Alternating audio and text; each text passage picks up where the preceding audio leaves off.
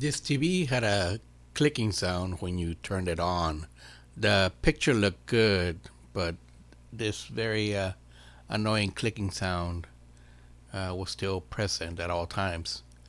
So I decided to open it up and take a look inside. And when you open it up, it was pretty obvious that the clicking was coming from the relay, the little black box that you see in the upper left hand side.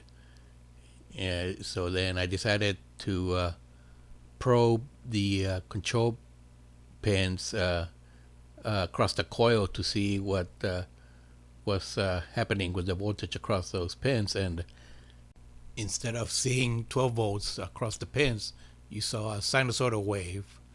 And that's what was causing the coil to turn the switch on and off. And that's why you hear all that clicking. So now the investigation turns into why we see the sinusoidal voltage across the control pins instead of a steady 12 volts. I found this manual, service manual for the 19330, and when you look at the schematics, strangely enough, it didn't have the relay, which should be connected to this degaussing coil in this area. Then I realized that this is for chassis number 19330, and the one that I have is the 19330-01. Turns out that they're very different chassis, and this one even doesn't even have the relay, even though you can see it in the other diagrams. And this one, you can see the relay right here. So I have to keep on looking to see if I can find something similar to the chassis that I have. This other schematic started looking a little bit more promising because at least has the relay there. But when I looked at it for a while, you can see that there's a 12 volt being applied to the control pins, and this didn't seem like it was possible really to have a AC component to the 12 volts DC being applied here. If you look at this, you got the line voltage coming in, going through the bridge rectifier, and then going through this capacitor, which would smooth it quite a bit, and then to the transformer and through this other regulation circuitry, and end up at the 12 volts.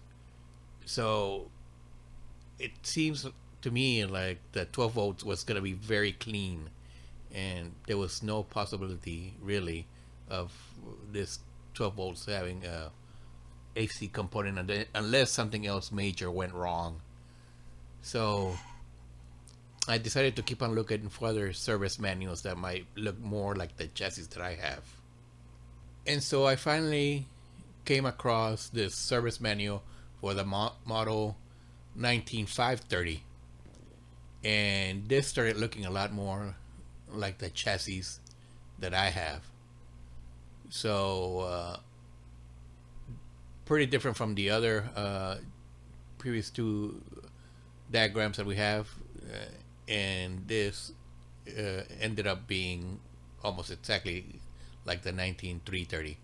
So what ends up happening here is that you have the line voltage coming in through here, and at this point, if you were to probe it, the voltage would see you have a sinusoidal coming in from the AC line, and then going through this diode, you would chop off the bottom half, so you would see something like this. All right, that's what diodes do. And then thanks to this capacitor right here, which is C22, you start smoothing out this voltage AC component and start removing it. It ends up being fairly stable 12 volts, but with a little bit of ripple here. You will see a little tiny ripple, but pretty much being 12 volts here. and then that's how you end 12 volts around across the control terminals of the relay. So if you don't have that capacitor C22, what's happening? You start seeing waveform, an AC waveform with the bottom half chopped off, thanks to the diode, and that's what ended up happening with the relay with the capacitor on the chassis that we have. And so the relay ends up turning on during the positive side, and then turning off at 60 hertz,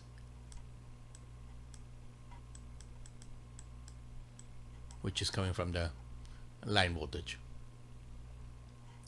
I ended up removing C22, which is supposed to be 470 microfarad capacitor, but when you test it in the multimeter, it ended up being around 4.7 nanofarads, which is 10,000 times smaller than it should be.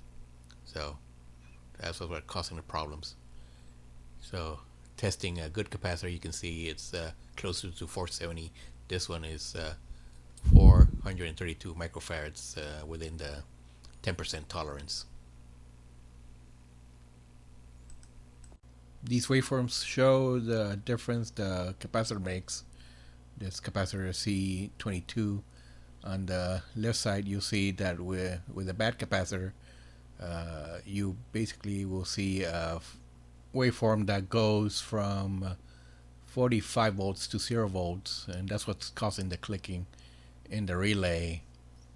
And on the right side, with the right capacitor, which is supposed to be 470 microfarads, you'll see a waveform of about 14 volts with a small ripple.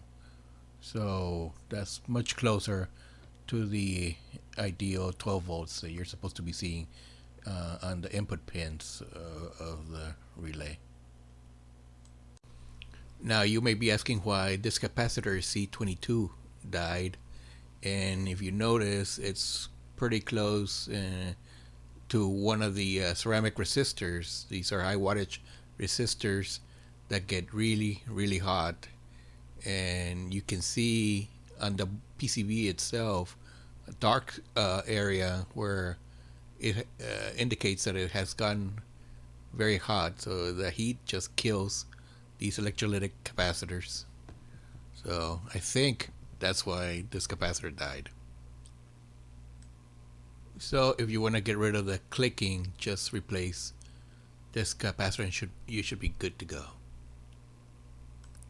From my research, I think you'll only run into this problem though if you have a hot chassis in this particular layout, like we saw in the DS19330 schematic, and this seems to be only on the Sanyo models that has coax input only and has a hot chassis.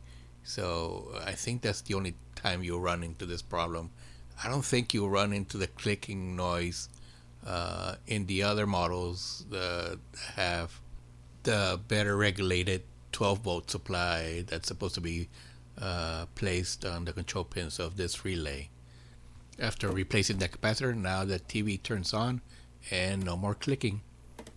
Thanks for watching.